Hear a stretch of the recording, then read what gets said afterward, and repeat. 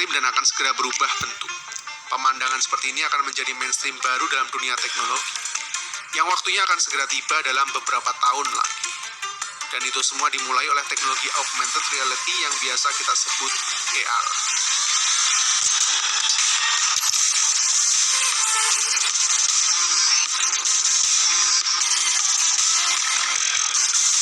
Hello S people, saya Vian. Ini adalah segmen video yang sebenarnya udah pernah saya bikin lebih dari setahun yang lalu. Di Flash Beyond ini kita bakal ngobrolin prediksi masa depan gadget berdasarkan tolak ukur gadget yang ada di masa kini. Dan inspirasi awal dari tema AR yang saya angkat ini berawal dari benda ini, Mario Kart Live Home Circuit. Lah, kok malah Mario? Apa hubungannya? Langsung kalian lihat sendiri aja deh.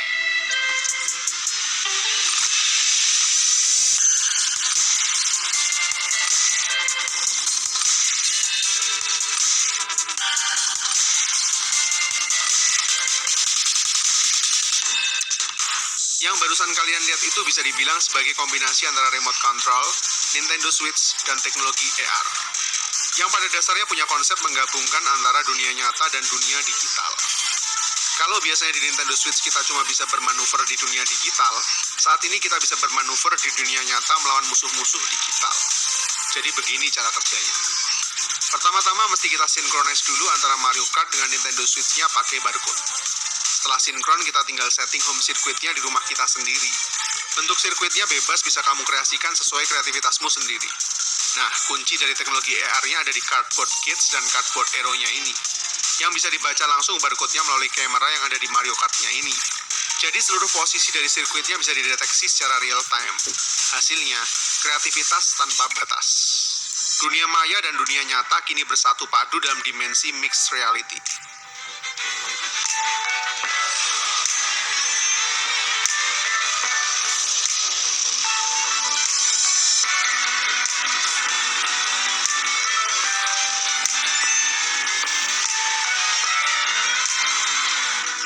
Anyway, Mario Kart Live tadi hanyalah sedikit scratch dari penerapan teknologi AR yang akan kita gunakan di masa yang akan datang. Dan yang saya maksud dari yang akan datang, bukan sejauh film-film science fiction puluhan tahun lagi. Tapi kemungkinan besar akan segera kita nikmati dalam waktu 2 hingga 3 tahun ke depan aja. Dan prediksi saya bakal segera mainstream pada tahun 2025, ketika jaringan 5G juga sudah menjadi mainstream. Masih ingat Google Glass yang di-launching pada tahun 2014 lalu? Itu barulah sebuah permulaan dari uji coba awal dari user interface masa depan. Kebutuhan device manusia dari masa ke masa selalu berevolusi sesuai dengan perkembangan sains dan teknologi. Komputer masa lalu hanya menerima komen melalui keyboard yang kita ketik. Kemudian user interface awal mulai muncul sejak ditemukannya mouse. Kita jadi lebih bebas bereksplorasi dalam sebuah operating system. Kemudian berevolusi lagi sejak layar sentuh hingga inovasi multitouch yang ada di device iPod Touch maupun iPhone, yang kini menjadi standar baru pengoperasian user interface seluruh smartphone di dunia. Jadi apa selanjutnya? Jawabannya tentu saja adalah AR yang dikombinasikan dengan VR dan menghasilkan MR atau mixed reality, yang sebenarnya saat ini sudah bisa dibeli dan dinikmati oleh siapapun melalui inovasi produk dari Microsoft, yaitu HoloLens 2. Satu-satunya kendala adalah harganya yang masih sangat mahal, yaitu sekitar $3.000 atau setara dengan 50 juta rupiah. Tapi hal ini hanyalah masalah waktu saja, sebelum menjadi mainstream dan akhirnya menjadi semakin murah, seperti teknologi pada umumnya. Dan inilah user interface kita setidaknya hingga 1-2 dekade ke depan. Dan saat ini, hampir seluruh perusahaan teknologi terbesar di dunia sudah mulai jor-joran berinvestasi pada teknologi AR dan VR ini. Misalnya Apple yang udah membeli perusahaan VR terkemuka bernama NextVR, yang diprediksi bakal jadi cikal bakal produk revolusioner terbaru Apple yang dispekulasikan bernama Apple Glass.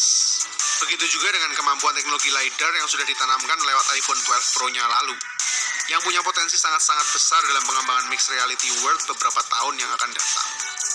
Kemudian Facebook yang sudah membeli perusahaan VR terkemuka juga yang namanya nggak asing lagi bagi para gamer PC, yaitu Oculus. Nggak lama lagi para pengguna Facebook akan saling terhubung satu sama lain tanpa batasan melalui perangkat VR-nya masing-masing di universe maya yang disebut Facebook. Siapa tahu nanti ketika kamu login bakal masuk ke sebuah universe layaknya Ready Player One.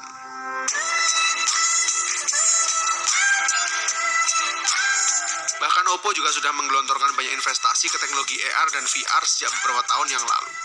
Yang baru beberapa hari lalu mereka mengumumkan pencapaian Oppo Glass-nya di event Oppo Inno Day 2020 kemarin, yang rencananya bakal di-launching di tahun 2021 besok. Gila kan? Era digital itu jauh lebih cepat dari yang kamu bayangkan, kawan. Banyak yang menganggap teknologi AR dan VR ini hanya bakal dipenetrasi oleh segmen games dan entertainment aja selama ini. Tapi pendapat itu menurut saya salah besar. Karena teknologi ini bakal sangat potensial menggantikan seluruh operating system dan user interface kita beberapa tahun lagi. Bahkan di semua bidang mulai dari hiburan, bisnis, travel, komunikasi, kesehatan, arsitektur, seni, bahkan hingga ranah militer. Kamu cuma perlu sebuah ruang kosong dan sebuah HoloLens untuk mengisi seluruh ruangan kamarmu dengan layar LCD yang ukurannya bisa bebas kamu resize sendiri, dan bahkan bisa mengikuti seluruh gerakanmu kemanapun kamu pergi. Menaruh kalender digital, jam digital, atau apapun untuk memenuhi ruangan hiburan ataupun ruangan kantormu. Untuk meeting dengan seseorang maupun grup, kamu hanya perlu menggunakan HoloLens-mu aja, maka mereka akan muncul secara holografik tepat di hadapanmu. Bahkan bisa mengkalibrasi sesuatu dengan visualisasi yang sinkron satu sama lain, sehingga pekerjaan teknikal jadi jauh-jauh lebih mudah dilakukan dimanapun kalian berada. Bahkan dalam hal edukasi maupun ilmu pengetahuan, teknologi ini akan sangat-sangat jauh mempermudah segalanya, karena semuanya dapat disimulasikan secara real time. Untuk membuat sebuah objek 3D, kamu bisa membuat seluruh konstruksi tadi hanya menggunakan tanganmu secara langsung, mirip seperti yang kita lihat di film-film Tony Stark. Gak nyangka kan kalau kamu bakal segera ngerasain semua ini hanya dalam waktu yang gak terlalu jauh. Bahkan pada saat sedang traveling, titik GPS akan menunjukkan lokasimu secara akurat. HoloLens akan menuntunmu melalui belokan demi belokan secara sangat-sangat akurat. Kalau kamu ada di negeri yang bahasanya nggak kamu ngerti, HoloLens juga bisa translate langsung secara real time. Bahkan kalau kamu lihat objek apapun yang ada di depanmu, AI dari HoloLens juga mampu mendeteksi semua benda itu, yang selanjutnya bisa kamu proses database setiap objeknya.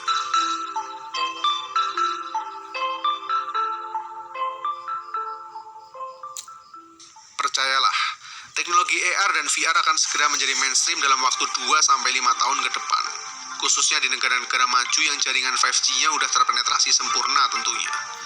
Teknologi yang akan mulai menggantikan fungsi dari smartphone atau PC kita berikut dengan operating systemnya yang baru juga.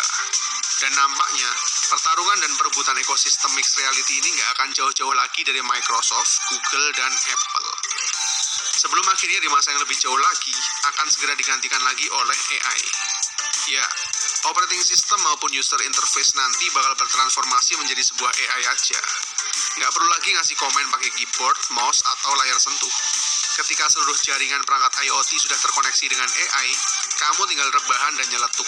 Maka semuanya akan dikerjakan oleh AI dan robotik. Yang mungkin akan saya ceritakan di video-video Flash Beyond selanjutnya. Oke, segitu dulu tentang augmented reality. Saya Fian, see you in the next videos.